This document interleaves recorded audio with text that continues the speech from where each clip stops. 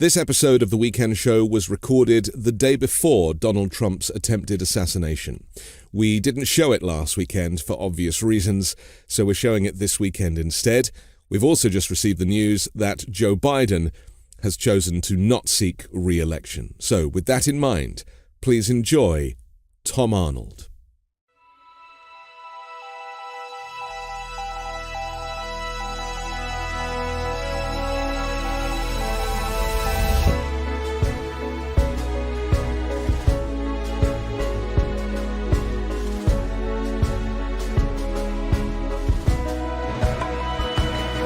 It's Sunday, July 14, 2024. I'm Anthony Davis. Welcome to The Weekend Show, where we make the time to consider the news of the week. You can support my work and independent journalism at patreon.com/5minutenews. Our guest today is an actor, comedian, and host of the Divorce Party podcast, Tom Arnold. Welcome to The Weekend Show. Well, it's good. It's good to be here, buddy. I'm a big fan of yours, and it's good to be here. First of all, I have to say, I'm on vacation with my kids, so the setup here, we're at the 24th floor of a hotel and we're using my son's Fortnite, all of his gear. We're right in front of it. So, but it's good to be here. I have to say, the kids are having breakfast right over here. They're in the other room, and my son's like, "There's a drone outside the window," and I thought he was messing with me, and so he goes, "No, Dad, there's a drone filming us right now," and I thought he was, and I turned around, and it was, and it disappeared. It was very funny. So God knows what they got, because I changed my clothes in there. So that's on them. Well, maybe we can shoot it down within the Fortnite game. My son would like to do that. Right. We have a lot to talk about. You're very active online regarding your politics and regarding the kind of threat of fascism, the rise of fascism, the threat to American democracy. And so I'm always interested in what you have to say. We should also kind of caveat this and mention that your ex-wife has become the kind of a representative of the very far-right MAGA movement, which is the irony in this whole story, isn't it? Let's just start by saying, how do you feel when you see like where she has gone and how this movement has kind of really brainwashed such a large proportion of the country? Well, she's my first ex-wife. I have four. Anyway, she's not even my work. But 40 years ago, when Roseanne and I met in the Midwest doing stand-up comedy, she was the first feminist. Like, I'd come from the kill floor of a meatpacking plant. That's where I worked to save money to go to college so I could become a comedian. And she was this, she's a little older than me, but she was like this ultra feminist and talked about the patriarchy and words I'd never heard. And I liked that about her. And she was a mom, and she liked that I was a guy for the meatpacking plant who would defend her. And so it is a big swing. And I think when you're a comedian, because she was a great, great comedian. Like, I knew that the moment we met. We worked together in Minneapolis. The owner of the club said, "I saw a woman in Denver, and I'm going to bring her in." This was before she was famous. And I think you guys are going to work well together. And I remember thinking, oh my gosh, she is amazing. I'd never seen a woman, a comedian like that. And she thought I was funny, which is the key, I think, with men, because we know we're good looking. But if you say we're funny, then you got us forever. So we were great friends before I came out to Los Angeles in 1988 to write the Roseanne show. When I first heard about it, it was right when I had a show on Vice called The Hunt for the Trump Tapes. And she and I both known Trump for at least 40 years, maybe longer. And she hated him, it's just like it. And I'd be like, oh, he's fine, whatever, he's fine. And the fact that I have started a porn movie with Donald Trump, a softcore porn, like you can look it up, Playboy, we weren't naked, but a lot of other people were. The fact that I have done that disqualifies me to be president, because I was in a porn with Donald Trump. So, we knew each other socially. We filmed an HBO special at one of his Trump casinos that went bankrupt. But when he said he's going to run for president, I knew, I liked him as that other guy, this character from New York. And I'd even been to the Playboy Mansion with him. He did my sports show, Best Damn Sports Show, period. And he said at the end of the show, first of all, he does a thing when anybody comes on, I just want to say to the audience, I am here because of Tom Arnold. And it gives you little tingles to go, oh my gosh, that's why he's praising me. And so I understand why people do that. And then after the show, he's like, hey, come with me to the Playboy Mansion. I've got a new vodka or tequila or something, a party for that. And I'm like, okay. So he goes, I also want you to meet my new girlfriend. She's a playmate. I was like, okay, well, so we go in there, and it's Karen McDougal, who's people may be familiar with now. I think she was Playmate of the Year. And I meet her. She's got the bunny costume on. Very nice woman. And then he's like, oh, and Melania's here and my daughter. Let's all pose for a picture together. Like, I do. I really, he does not care. Like, he's not, and he's still that authentic person. He's authentic. He's who he was. He doesn't care. He'll do this stuff. He'll never tell you, but he doesn't care. And it's the people around him that have molded they used to be, some of them, decent human beings with morals or respect for the country or democracy, that have molded themselves into him. But he genuinely is authentic. And that's why Ron DeSantis couldn't beat him, because Ron DeSantis is not authentic. And people are like, I don't like him, even though he's trying to say the same words. So that's my experience. Would I be right in saying that the reason that he does better on the debate stage, in the TV environment, is because he is a made-for-TV president? I mean, he's a showman. That's his line of work. He's not a politician. He's not an administrator. He's barely a businessman. He just loves the camera, and he is really good at using it. Just talk to that with your experience as a performer. If you sense that that's the guy we're dealing with, he's an actor. Well, and I know this business pretty well. You could fake anything. You could edit things to make somebody look however you want to look them. I will say the Bear Grylls show is real. I did that. I was hoping it was fake. It was very dangerous. It was great. But, he and Mark Burnett, they say, we're going to sell this image of you. It'll be good television. And then people will like it. But it took a lot of work, because, he's so crazy and he's so inappropriate. But to make him look like this executive that sits there with people, which is something he's never done. But that's what people bought that. And it made him certainly a lot of money. But he does like doing the rallies. He pulls out the greatest hits, like an old comedian that's past their prime. But he doesn't obviously like legislating. He's never read like the Constitution or the Bible or anything. And he says he has, but he doesn't. You could never get him to quote anything that he cares about except himself and his businesses. And I think people first, like, especially white people, where I'm from Ottumwa, Iowa. I'm from a meatpacking town. And we used to be, my county, Wapello County, Iowa, was the highest percentage of Democrats in America. And, when Maria Shriver came there in 1980 with her uncle Ted, he was running for president. That's the first place they went in Iowa, my hometown, because that was such a Democratic area. They did not vote for Abraham Lincoln, let's put it that way. So, but the factories closed down. Factory I worked at, and things started to change. And I think the Democrats took their eye off the ball. They say, we got these guys.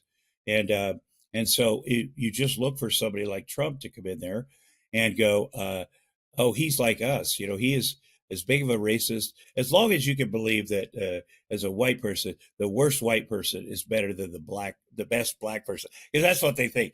And when you got a guy that's like basically saying that and saying, you guys are screwed over, I'm going to fix it. I'm going to fix everything.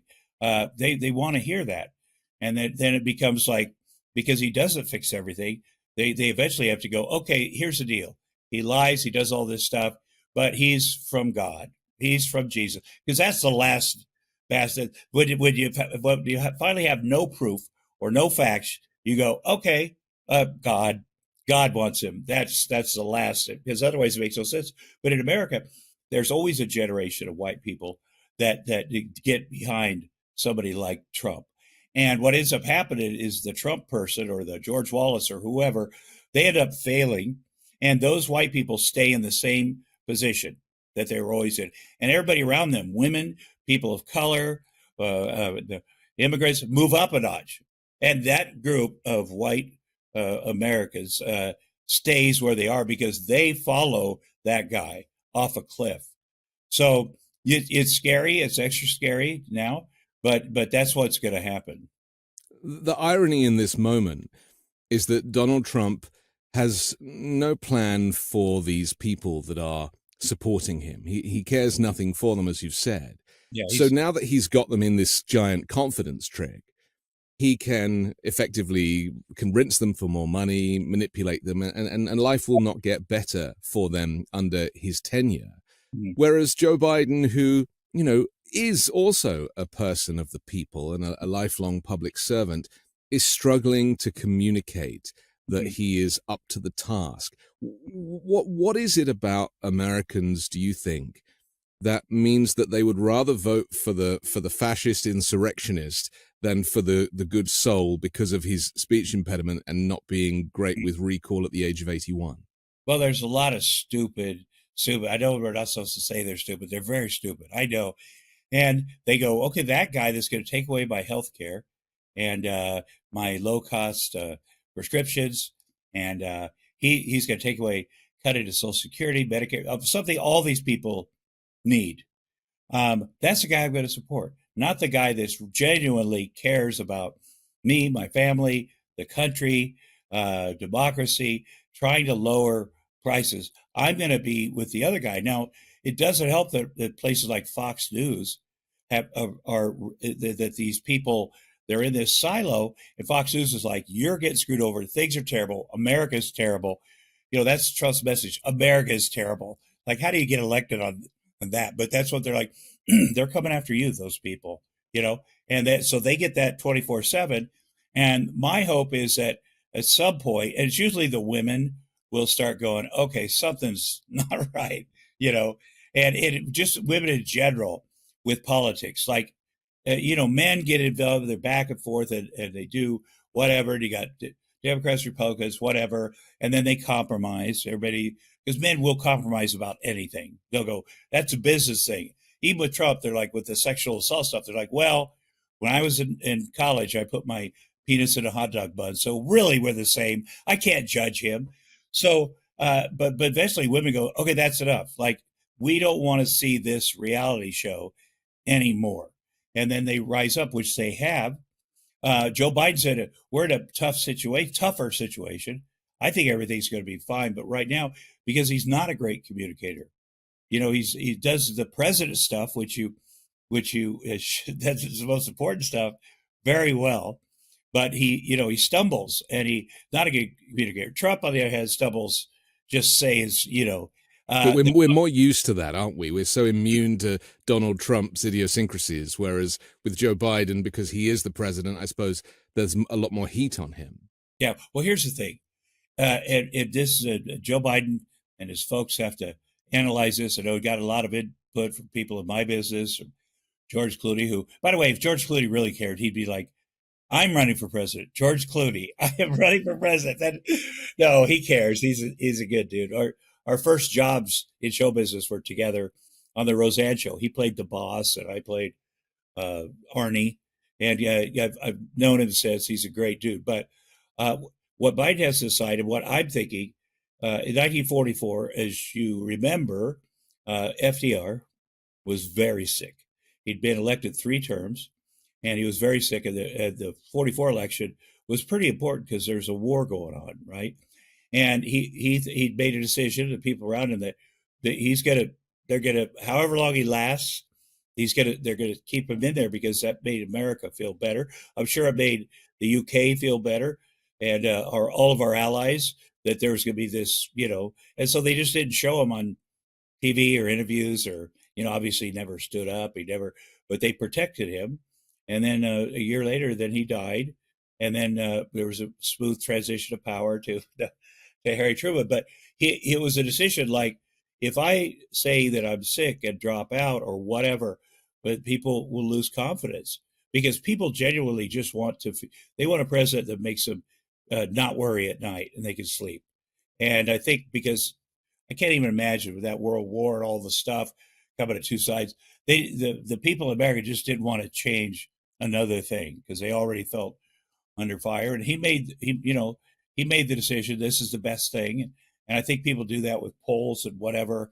When people are like, someone should drop out. Well, then what happens? You got to really think that through. Then what happens the day after? How does this all work? And a lot of people don't understand how politics and political parties work. I'm not even sure I do. And delegates and this and that. I do like the Joe Biden. A lot of old people. My grandma was like this. She was legally blind, but she would not quit driving. And we were like, what could we do? Dottie is still trying. We couldn't do anything. We're in a small town, fortunately. But I think that old people sometimes get very stubborn. But being stubborn is the thing that's kept Joe Biden going. It's the thing that's got it here. Nobody wanted 2020. People are like, yeah, he can't win. And then all of a sudden, in South Carolina, he got a coalition together, and then he ended up coasting and winning. And Kamala Harris, not only did Biden save the country, she saved it. That combination of people, Biden and Kamala Harris, is the only combination of people that could have beaten Trump. And I have a lot of faith in Kamala Harris. Let's talk about her for a minute, because I too have a lot of faith in her. Yeah. I think she's great, and she takes a lot of flack for her laugh and the fact that she doesn't look so serious enough. And I would agree with some of that, but that's not a reason to discount her. And as a person of color, to get to the place that she did as a prosecutor and as vice president suggests that she is more than qualified for the job, as Joe Biden has just reminded us. Why, though, do you believe there is this hesitance from the public as a whole towards Kamala Harris? Yeah, I don't know that it's public as a whole. I know that the right side, the racists, don't like her. I mean, she, as the one guy just said on the right side, he said she's colored. That's what a guy used to work in Trump's administration, an idiot. They say this, and the problem for me, they're going to go after her. They always have. They've always tried to belittle her, called her a DEI hire, which is so insulting, and all this stuff. I mean, she's just extremely qualified. I mean, she's very intelligent. Now, when you're vice president, you don't have to. It's probably best if you don't show your presidential chops. Right. If you're doing your thing, because presidents don't like that. They take you over, whatever. But I have seen her grow, and her presentations have gotten better. I saw her as a prosecutor. I saw her in the Senate. She was just excellent. But I seen her better. And the night of the debate, she went on live on MSNBC or whatever. And I was like, oh boy, what is she going to say? And she was serious, and she was firm, and I'm like, that's it. That's it right there. I believe. And you know what we got to do is the Democrats got to quit whining. Oh, they will go after Kamala. Then what? Because a lot of them don't want a woman president, and so they'll go after her. And that's true. They will. And that's true. But we can't be like, oh, we need to go full throat support of Kamala Harris if that's the deal. And I see it like if Biden decides not to run, I think people are going to rally. There's a lot of people who weren't paying attention and were just not going to vote. And then this thing happens with Biden, and they're like, well, start to pay attention. But I think that if it ends up being Kamala or Biden, Kamala, people are starting to pay attention. Like, what is important? These guys aren't the same. This is, and it'll raise awareness, which you always want to do before an election, and get people fired up and motivated. Right now, there's people who say, we're not going to support Joe Biden. We're not going to give money, whatever. That shouldn't be, obviously, the biggest thing. I think people like Jeff Katzenberg have been trying to get people to come to Washington and meet with him. He's not afraid to sit down and meet with people and talk and all that stuff. But whatever the decision is, then we're on it. I know we'll all be on it, and probably more fired up than ever. Because the worst case scenario is you think to yourself, well, can he make 4 years? Well, if he doesn't, Kamala's there, and I believe in her. So it kind of doesn't matter, does it? If he can make 4 years, it's kind of not the point. No. And yet there is this obsession with voting for the individual rather than for the party. And this is an anti-fascist party. This is a party that is pro-rights, pro-women's rights, all of the issues that the Republicans are against. And yet people seem to want to put all of those rights to one side because they have a problem with the individual candidate. And we should remind people that, Ronald Reagan could barely speak in his final term, and yet no one seems to have mentioned that. Yeah. Well, and also his wife took good care of him. Yeah. She didn't have him running over internationally 2 straight trips. They'd go on a trip to meet world leaders. They'd stop at this island, take a couple days, do this, do that. But you're right. And the FDR thing is the best analogy because there was a major crisis then, and there is now. When people bring up Lyndon Johnson, well, the Vietnam War, plus he'd done enough, you know what I mean? And so he decided not to run because he was tired of the BS. And in March of that year, he's like, I'm not going to run. And I remember it was a big deal. I was a little kid, but it was a big deal. And it threw everybody into, we lost the election. And you got to remember that too. We lost that election that we had that would in our hands. So if it is about, you're right, it's not about the one man. It's about the party, and it's about the people around him. And also now they're saying, well, Barack Obama has always run. He's the shadow president this whole time, which makes me happy. Great. That's not a selling point that Barack Obama is still the president. That's good news. Yeah, great. That's good news for everybody. So it's a tough time. It's uncomfortable to talk about. I saw that we were doing our interview today. I'm like, oh boy, we're gonna have to talk about this. I'm very nervous about it. I don't like watching Joe Biden on TV. I don't like riding a bicycle. It makes me nervous. But this is the way it is. We need to suck it up and go, okay, this is really that important. This is not this is the biggest election ever. It's really that important. And we need people like you to go after 2025. What it's really going to look like in the second term. And that's very important. Trump has the Supreme Court working for him, all this stuff. So it really does it require all of us to get together. And I sense that Biden is not going to drop out. And the donors who are mad about it will come back around, whatever. They probably shouldn't have that much power. They're like, we're going to take our $90 million and walk away. But people are mad. I saw a funny thing. Maxine Waters, who came to one of my weddings. I can't remember which one, but she's such a character. She was at a black women's big conference down, I think, in Georgia.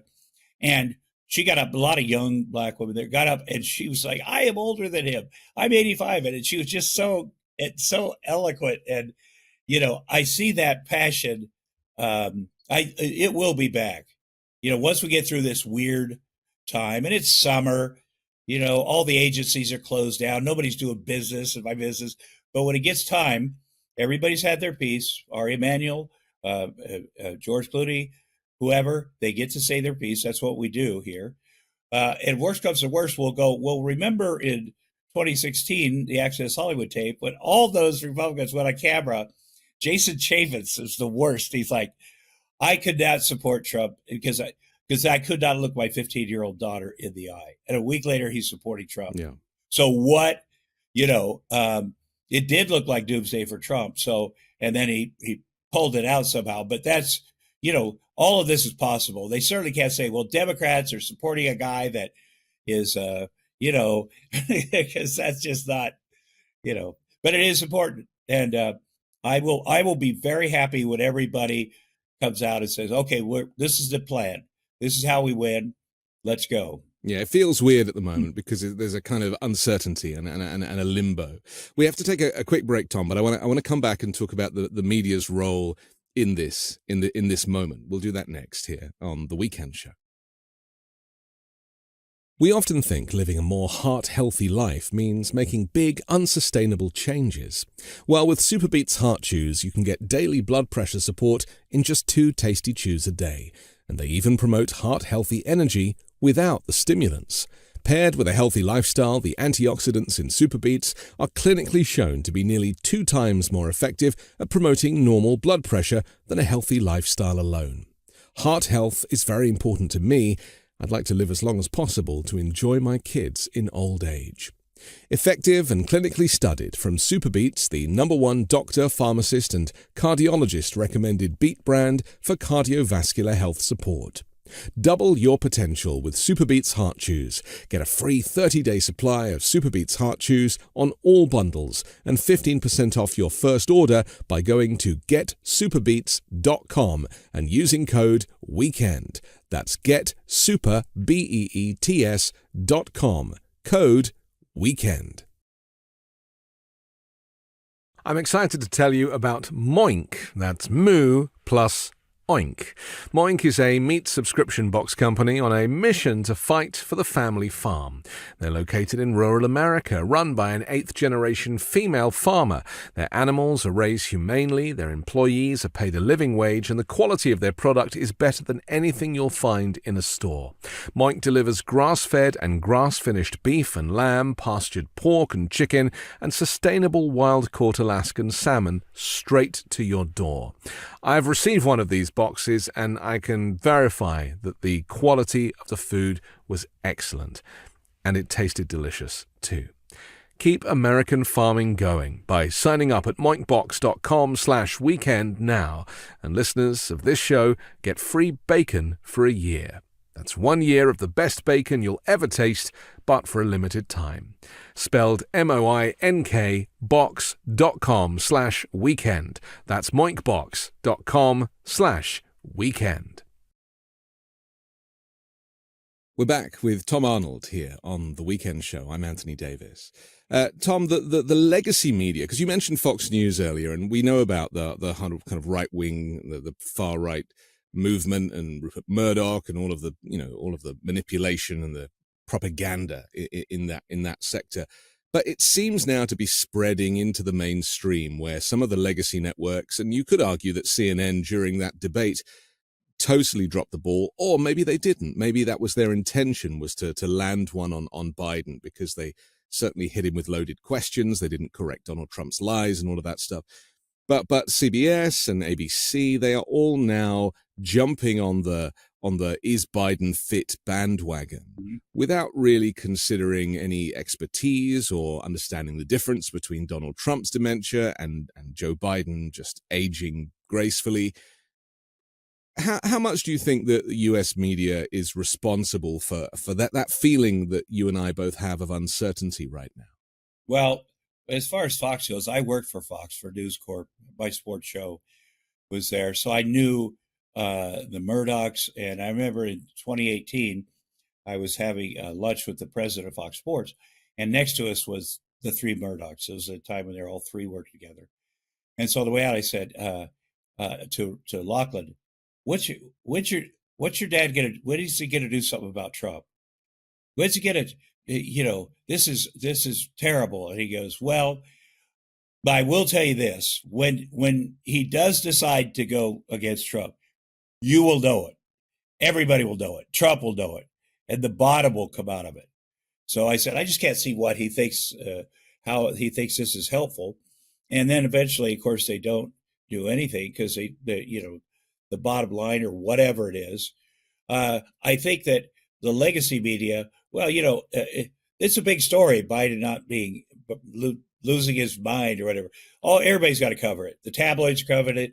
Everybody's got to cover it. It's a big story, and they got to do what they got to do. And then the next big story is, okay, he's staying in. Then they'll also watch every move he makes. And I think there's a reckoning a little bit where they never have handled Donald Trump correctly. I mean, how would you handle somebody like that? Well, in England, I would just say that we would just send him up, as we did with Boris Johnson. We would just completely ridicule him, and then hopefully eventually he'll get the message that he's not a serious person and he has to leave. And we've done that with a few prime ministers recently, and we've since had a general election, and Labour have now won. So that's the blueprint, but that doesn't happen here, does it? No, but I think that, and the interesting thing about Trump is he really cares about the media. He cares about the New York Times, MSNBC. He watches all of that, which is crazy. I always tell my kids are 11 and 8. I'm a single dad. I say, we talk about social media. I go, if you could get your feelings hurt on social media, don't be on social media. because that doesn't matter. Don't when people say stuff about me, they're not real people. They're not, I don't read the reviews or the comments or whatever. And I think in my case, sometimes the nice things, you're like, come on. I'm always more attracted to, I appreciate the nice things, but when someone is trying to, one of these trolls going at me, it's funny to me because they're usually so stupid that I have a little bit of fun with it. But he cares. The people around him, for some reason, care that he'll insult them, that he'll ruin their career, whatever. They care way more about that than they do legislating or the country or the soldiers or the cop. They care about him hurting their feelings. And just the fact that all these vice president candidates have gone on CNN and NBC and Fox and said, Trump is horrible and he will never, he's like Hitler. The one guy really went out, the J.D. Vance, the worst of all. And they've done that. And then to turn it around, fortunately, people are reminding them, well, let's play the clip of you doing this stuff. But I think they have a thing where that doesn't matter. That was before. That was not, that's disappeared. It doesn't exist. And I think with Trump, he keeps doing so many things that you can't you got to get a big picture of everything. I think that's what the 2025 thing is. It's a big picture of what he wants to do, written down by people that work for him. All, my hope is that it's so on the head, all that stuff, that people go, okay, this isn't the media beating up on him. This is the reality, and it's the reality he wants to do. So, I mean, it's different. CNN tried to, the guy that started The Apprentice, Jeff Zucker, was friendly with Trump. He used to be at NBC. Then he went over, took over CNN. There's a weird, it's a weird small world thing.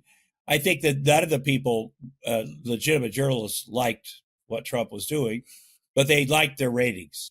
They liked their rating. And obviously that's what worked for Fox. That's all they care about. I assume Fox is going to go off a cliff too. Fox doesn't, they pay their hosts a lot of money.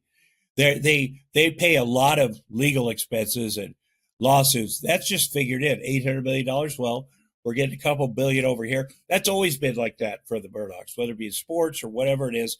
They're like, oh no, this stuff's going to happen. And at least they will get rid of people eventually. Their biggest stars. They're like, you really don't matter to us. What matters to us is money, and you're hurting our money. So I think that, MSNBC, I tried to get like Nicole Wallace. I love her. I've loved her since just forever, but just her gravitas, like you could tell years ago that she was just over this with Trump, over the stuff. And it was still even then on her show, we're kind of har, laughing about it. But she's a, mother. Has been over it. You look at her eyes, you go, that's my touchstone right there. That how she feels. What is she going to do about it? But again, they have to cover this Biden stuff right now. And then I think there'll be a reckoning the other way where people are like, wow, you overcovered that, or you got cruel. And, obviously Trump is cruel. He spent so much time attacking Biden's son, who's in recovery like I am, who did horrible drug addict things like we all do. Thinking that Biden will give up on his son. I'm going to shame him so much. And there's nothing about Joe Biden that would tell you he'd give up on his son. It's not, well, we've seen that, though, haven't we? Yeah. We've seen an act of love. Even the fact that he's not pardoning him just goes to show how much Joe Biden has respect for the institutions, the justice system. And, he understands, and he stands for these kind of pillars of democracy, even when his own son is involved. Yeah, I want to talk about this too. Joe Biden, his dog bit 35 Secret Service agents before Joe went, okay, the dog's got to, we set a dog out of here. I mean, that's just who he is. And I think Biden's, one of his problems is that he's always believed in this compromise, working with people, whatever. He's been a little bit blind to what's really going on. Like, right. So hopefully that's not there anymore. what you're effectively saying is that the other side have thrown the rule book out the window and they'll Yeah. just do anything, and he is still trying to play by the rules. But I suppose you always need someone to stand up for the rules, because it's the rules and the regulations that actually form a civil society. And you mentioned Project 2025, and I'm very pleased that the media is now starting to talk about it. We've been talking about it for a couple of years now, and this is a blueprint for an America that is so different to what people have come to know as normal. It is an extreme Christian nationalist version of the US, without a justice system or an education board or any of these kind of structures, and it just has loyalists in every position. Donald Trump tried to distance himself from it a couple of days ago, didn't he? And it didn't work because there's so much proof and evidence that he is very much, intertwined with that group. What is it about Project 2025 that scares you the most? I mean, I can't believe how overt they are. It does want to change. I'm Jewish. I don't want to be, I also don't think you should teach Judaism in grade school or whatever. The 10 Commandments thing, my kids they're in grade school. It says, be kind to people, do this, do that. They don't need some kind of, weird version of that. It sounds depressing. It sounds awful, dark, taking us back to the whatever. I think that people are realizing this, taking away all women's freedoms. It's very obvious. They want to make more workers here, so they don't have to have people of color work here, and they want to produce and this stuff. And it gets down to the weeds. They're against IVF now. The first step, they came out against IVF, and Trump's like, whoa, no, we like that. You can't say life begins at birth and still be for IVF. None of that works. That's how I got my kids. My kids are miracles. There's a lot of people on their side that are trying to have children, that definitely want children, and they're using IVF. And I think that's the thing. You show how severe all of this is. Trump's obviously lying. First of all, they came to him with the whole package, so he doesn't have to do anything. He just reads the book, has somebody read the book and implement the stuff that, and he could do his interviews, and he could do whatever, watch TV. That's really his dream presidential role. So it's very dark. You can't talk about our past or slavery. Gay people are now out, and it's just the cruelty in there, and also the stupidity that these guys, these white nationalists, are like, yeah, we are white nationalists. This is a Christian country. This is whatever. We got to bring it back to that. It's just not going to happen. And it's so important. Trump is lying. Like he said, I don't know anything about it. Like he said, David Duke supported Trump. He goes, who is this David Duke? And then he cut to video of Trump talking about David Duke before, and the Proud Boys and whatever. If you follow Trump, you know this. He will never criticize anyone that supports him, no matter how terrible they are. If he finds out they're a Trump guy, he will never criticize it. He'll never do what George H.W. Bush did at the Republican convention way back when there was a contingent of full-on racist not Pat Robertson, but whatever his name was, racist people at the convention. And he said, hey, see the door? You're not welcome here. We don't welcome your bigotry. He said, get out. Don't vote for me. Get out. And you will never see that from Donald Trump. And we heard from Josh Hawley, who's a senator, a couple of days ago, didn't we? Where he got up and said, they say that we are, we want to bring Christianity into society. Well, yes, we do. And they said they're going to say, I'm a Christian nationalist. Well, yes, I am. Yeah. There's no hiding it now. Yeah. Well, he's a Harvard educated. He knows way better. He knows the law. He knows the Constitution. He's just trying to get himself into the, he'll say anything. And, it's just so crazy. It's so crazy. He has and these are things he was against back when he first started, when he had some ideals. But they will all do that. But why do they do this, Tom? Because, you've talked a bit about this hypocrisy where one minute they're like, with J.D. Vance saying that worse than Hitler, and even Mitch McConnell, after January 6th getting up and saying Donald Trump takes the blame for this and it's completely unacceptable. And now, of course, he's endorsing him for president, and he's the leader of Republicans in the Senate. how do these, because I've never met these types of people, come across these types of people in my life. Is it a uniquely American thing where you can just, you just sell out because there's profit to be made, there's money to be had, there's fame and fortune that goes with that? Because these people will turn on a dime, it seems, for power. Well, it's uniquely American, our version of democracy, because anywhere else, I think Liz Truss was prime minister for a week. I mean, people for 48 days. Yeah, people watch that and they go, "Oh, hell no." Mitch McConnell and the Republicans have had many opportunities to get rid of Trump. They want to get rid of Trump, but they're like, we want the power, and they've convinced themselves, well, he'll do this, but then we can still do our stuff. It's really about the power and the money we'll lose. We don't want to lose our careers, and there'd be yahoos in here if they had to fill our jobs. Because Trump, he said, the idiots in here, you're lucky that we have us. It's a crazy thing. And it's always been clear that they want the Democrats to do their dirty work with Trump because they've had every opportunity. They've justified it. Again, that January 6th, when the commander-in-chief sat in his office and watched TV instead of helping, cops are being beat up, but they're ransacking the U.S. Capitol. I mean, you don't have to be like a patriot to go, that's horrible. What is happening is not, this is one of the worst things that's ever happened. I mean, they came that close to taking hostages. Imagine what they would have done to Nancy Pelosi. And he sat there, his own vice president. It's so on the head.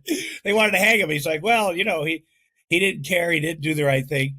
That should have been it. You can say whatever you want. I think it should have been the birther stuff with Obama way back. But that moment, should have been it. And it was it for a lot of them. But it's 3.5 years now since. And there's been, he's not been held to account. And myself and many others have said that he should have been led away in handcuffs the very next morning because there was enough criminality there and negligence there. And it was televised. It wasn't like this is someone's opinion. I mean, we actually watched it live as he did. How much do you believe that the justice system and now the Supreme Court, the judiciary is responsible for Donald Trump, not just his rise, but the fact that he's even considered as a presidential candidate this time around? Well, it's crazy. It's crazy. It says a lot about where the Republican Party is, that they can be bullied by this clown. And what I found from getting up close and personal from Michael Cohen way back before he flipped on Trump, and you get up close to these guys' faces, and they want nothing. They act like they're badasses in public and whatever on the news, but they're not. They're all cowards. Steve Bannon is the biggest coward. And Trump, he's a coward. Now, you get people to support him. I can't explain how this happened. This is that he is allowed to run for president. His own lawyers in the White House said he's going to be led away in handcuffs. That's what they said that day. Like, this is, and then his enablers did everything they could to keep that information away from the public. And you got to respect people like Liz Cheney. They're like, I'm going to throw away my career, my whole family name. I'm going to do the right thing. And Adam Kinzinger, did I pronounce his name right? I pronounce his name wrong sometimes. I call him. But it's just two, Tom.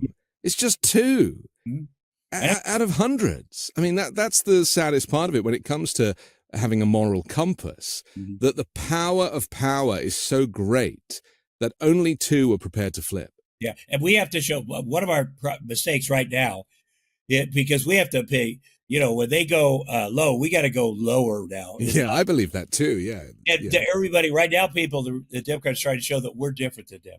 We're going to judge our own person harshly. We're going to do this just like with Al Franken, that stupid thing that he ended up resigning over. We're going to prove to them that we're the good guys, and that will show everybody, and they will learn. But they don't learn that. They think you're weak. They think they're never going to do the right thing. They're all going to go off a cliff with Trump. That's what Gavin Newsom said 6 years ago. You know what's going to happen? Just kind of off the cuff, he said, they're going to go off the cliff with Trump. It's taken way longer than it should have. The election thing, there's nothing he could do that would or say that they go, okay, that's it. Because they're so whatever the word is. They're so afraid of him, Yeah. which is hilarious. I never did the Celebrity Apprentice. Trump and Mark Burnett called me all the time, and I tried to get my head around what would that be? What would I win? And this is before he was president. Like, are you Trump's apprentice? And believe me, I needed the money because they started offering you hundreds of thousands of dollars. And I'm grateful I didn't do it, but I couldn't figure out what the upside of that was. And then when I first heard the first birther stuff on Fox News, Trump talking about Obama not being born here, and he demanded to see his birth certificate. My first thought was, if Obama was the first Jewish president, Trump would never be on television again. We would have got together, and the fact that we didn't get together and support our first black president, I mean, that's, I called Mark Burnett, I called NBC, I go, that's it. How do you let this guy be on the air? That's the line. And some people thought it was, and then they backed off, and they realized, oh, there is no line. It's like being addicted. It's like Hunter Biden and crack. He is their crack. Like, you start smoking crack, first of all, you're like, oh, I got the world I'm going to film myself smoking crack. I'm going to film myself naked smoking crack because you're so crazy. Yeah. And that's what they're doing with Trump. They're filming themselves naked, smoking crack for Trump. And hopefully they get in recovery one day like Hunter Biden has, which is a miracle. But they're totally in on that drug of Trump. It's very upsetting to watch, isn't it? In the same way, to watch an addict, go through the process of addiction and then hopefully come out the other side in recovery.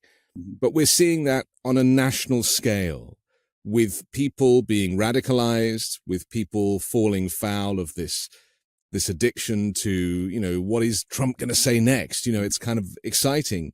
And yet, in the meantime, America crashes and burns, because I've just come back from Europe and their people are terrified. The NATO countries now are having to restructure their military because they fear that the US will not have their back if Donald Trump wins. I mean, this is so dangerous, not just for the US, but for the rest of the world as well. And we've even heard from the Russian spokesperson a couple of days ago, saying, if Trump gets in, Putin needs to end NATO and just, close it all down.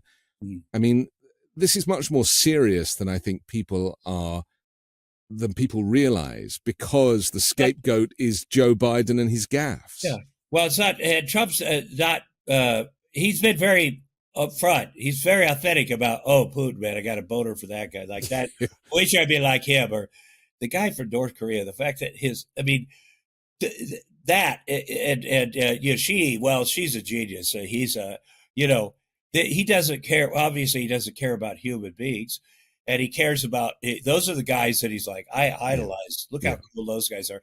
That alone should be enough, And with our friends, I am worried about our friends in Europe, and we just had I think the 75th anniversary of D-Day, whatever. My grandpa helped liberate Dachau, and I got his box of medals and stuff that I always keep, and I get him out on Memorial Day and think about him, what they did. Now, Trump can't imagine that kind of service or unity. It's just not in his, he doesn't get that. There's no concept of that. Yeah. But there are people that he could convince, oh, yeah, this thing, Ukraine's the bad guy. Russia is the great guy. Because they do look at Russia and go, okay, look at it. It's all white people here. They have, there's a strong man. You got to have a strong man. You can't have a guy that stutters. You got to have a strong man. And that's what Trump considers himself. It's very scary. All of it is scary. I am very nervous. I was pleasantly surprised in 2020. I had a feeling I was doing some stuff with the Biden campaign, and it came out, and Trump says, I actually won this, whatever. And I was talking to people, and I would tell my friends, calm down. Biden's got this. He's got this. He's won the election. Trust me. And that felt like, oh, that's over. And but it's not over. And I want to say one more thing about America. We hate sore losers. If Bill Belichick lost the Super Bowl and then bitched about it for 2 years, people be like, that's it. Because that's the most un-American thing. You lose, and then you go out there and shake the other guy's hand or whatever. And but to be such a sore loser, there is nothing there's just nothing about Trump. And what you people have to do, by media, you got to keep hitting. Biden's economy is terrible. Well, it's better than Trump's. The debt, Biden, Trump had way more in debt.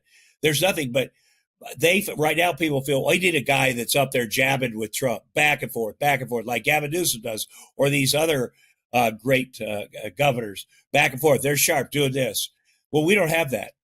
And that's got to be okay. You can't have to, we just have to show this is that guy, this is our guy. That's the decision. Okay. We have to take another quick break, but I want to come back and talk about what the people can do, how we can mobilize, what needs to be done in the short term to kind of protect the US from this disaster. That's next here on The Weekend Show. I'm excited to tell you about Moink. That's Moo plus Oink. Moink is a meat subscription box company on a mission to fight for the family farm. They're located in rural America, run by an 8th-generation female farmer. Their animals are raised humanely, their employees are paid a living wage, and the quality of their product is better than anything you'll find in a store. Moink delivers grass-fed and grass-finished beef and lamb, pastured pork and chicken, and sustainable wild-caught Alaskan salmon straight to your door. I've received one of these boxes and I can verify that the quality of the food was excellent and it tasted delicious too. Keep American farming going by signing up at moinkbox.com/weekend now, and listeners of this show get free bacon for a year. That's 1 year of the best bacon you'll ever taste, but for a limited time. Spelled MOINK box.com/weekend. That's moinkbox.com/weekend. We're back on The Weekend Show with Tom Arnold. People often say to me, yes, we know this, we know that, but what can we do about it? And you're very vocal and you've really kind of stepped up throughout your work, your career, and your personal life. Really, you lay everything out there for what is right, what is important. And I think that maybe that's a lesson to everybody, especially when it comes to keeping America safe from the rise of fascism and the rise of Trumpism. How can individuals follow your lead? What's the best way for us to mobilize in this moment, would you say? Well, number one, we have to support people like you and Midas Touch, people that are really working hard. There's a lot. The Lincoln Project, people are doing good work. I'm sure you guys are all competitive with each other, but doing really good work. And the way we get our information is so different than we used to have to sit and watch hours of TV or do all this stuff. And you guys try to make it easier for us. And somebody like you, what I liked about you when I first heard you is you sound very, you don't sound like, you're not a screamer. And just, it's such a good way to get the information from your voice, and a different way. We need all these different ways. There's that one guy, Ron, what's his name? He's got a long last name. Ron Filipkowski. Oh my God. He's the best right now. He is the best of putting stuff together and just putting it out there. And there's a lot of great people. Ron's a former Republican, and a former prosecutor. And that's how you got to be. That's why I want Arnold to do more.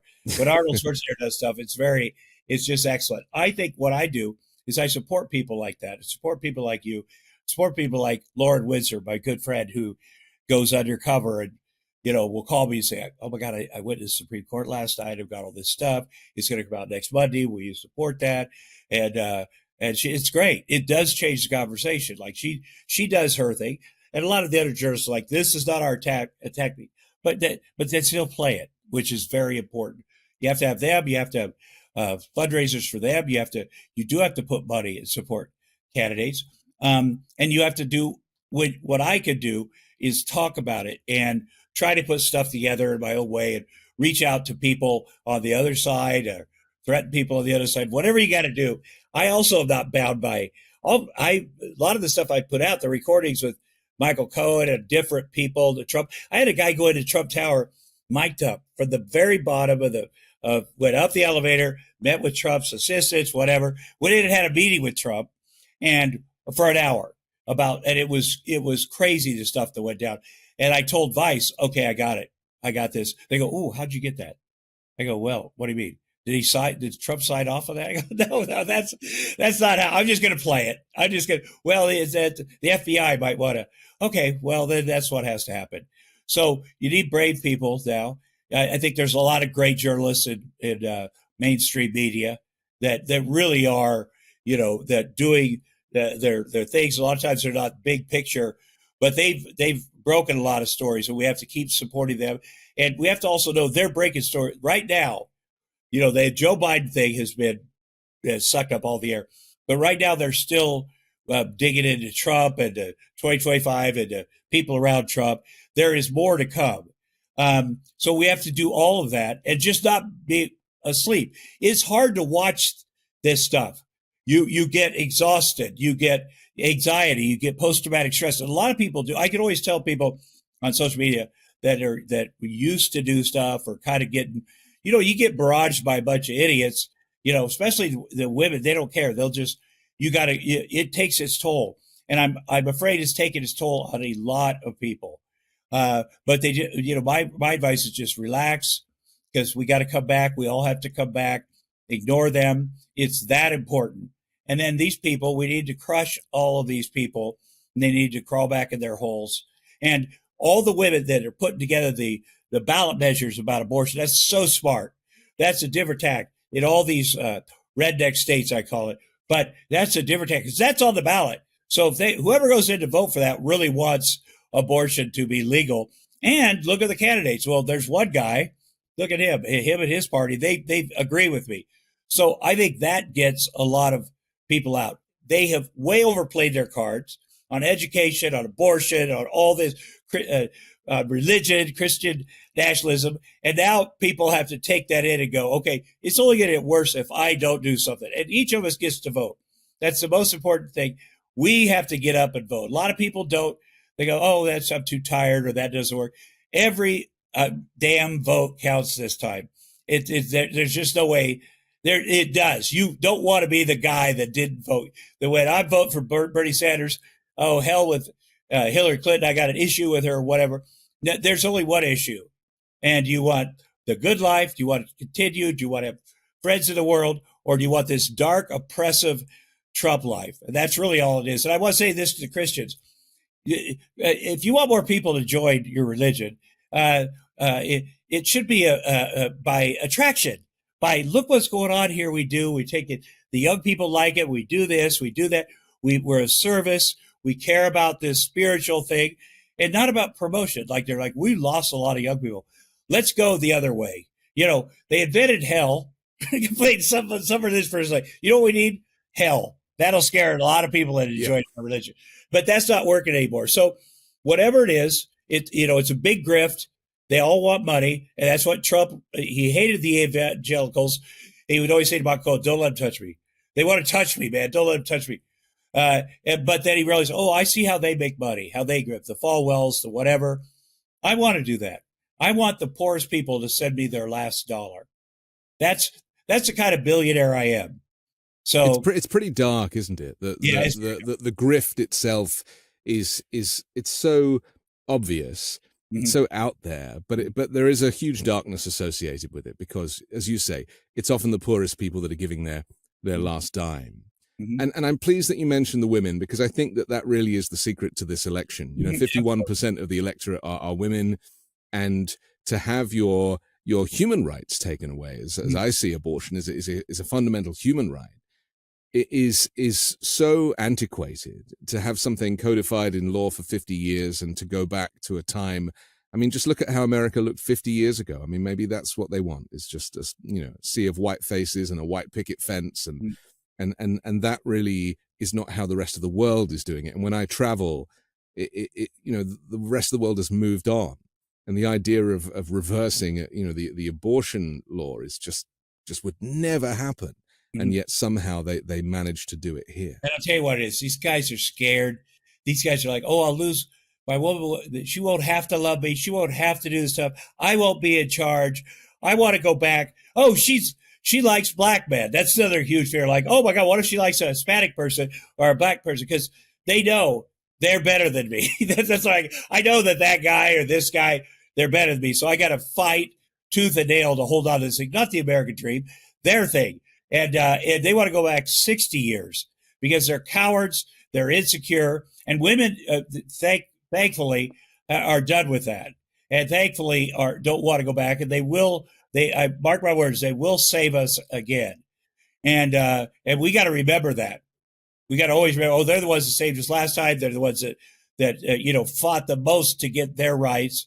And they're going to save us again. And it's on us, men, for even allowing Trump to be part of this thing, watching his stupid show, going to the Playboy Mansion with him like I did. It's on me, but it's now up to the women to save it, because it is that dark, buddy. Okay, we have to finish, but I'm so thrilled for the opportunity to talk. When I knew we were going to be chatting, I started rewatching some clips from True Lies, and I just want to tell you that you are very good at your job. So Thank just you. know that. I'm going back up next week to another couple episodes of Arnold's Netflix show, Fubar, which is a little like True Lies. Very grateful. The last thing I want to say is my daughter's 8. My son is 11. I became a father at 54.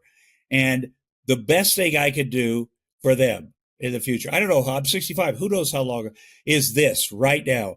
This election will affect them a lot more than it will affect me.